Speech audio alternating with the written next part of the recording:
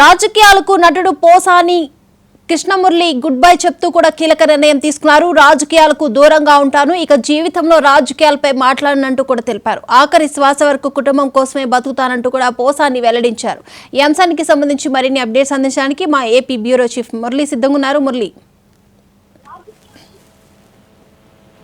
Deepika YSR Congress party నాయకుడిగా చలామణి అవుతున్నటువంటి సినీ నటుడు పోసాని కృష్ణమురళి కీలకమైనటువంటి నిర్ణయం తీసుకున్నారు. ఏదైతే తను రాజకీయాల్లోకి గుడ్ బై చెప్తానని, ఇకపై రాజకీయాల్లో నేను భాగస్వామిని కాను, రాజకీయానికి దూరంగా ఉంటానంటే పోసాని కృష్ణమురళి కొద్దిసేపటి క్రితం ఒక ప్రకటన చేయడం జరిగింది.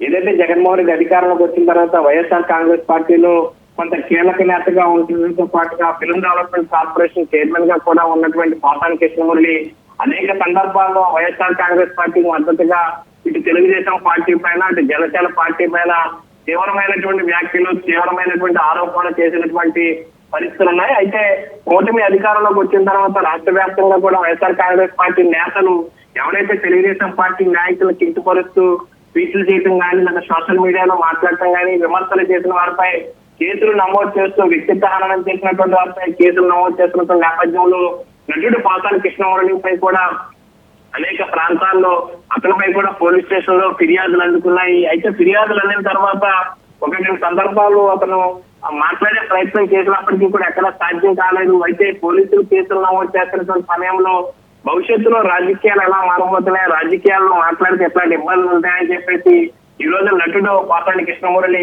ఇక జీవితంలో రాజకీయాలు చేయను, ఆఖరి శాతం వరకు కుటుంబం కోసమే ఉంటానంటూ కూడా ఒక కీలకమైనటువంటి ప్రకటన చేశారు. దీంతో వైఎస్ఆర్ కాంగ్రెస్ పార్టీతో పాటుగా రాజకీయాలకు నటుడు పోసాని కృష్ణమురళి గుడ్ బై చెప్పినట్టు మనం భావించవచ్చు. Deepika, right, thank you Murali.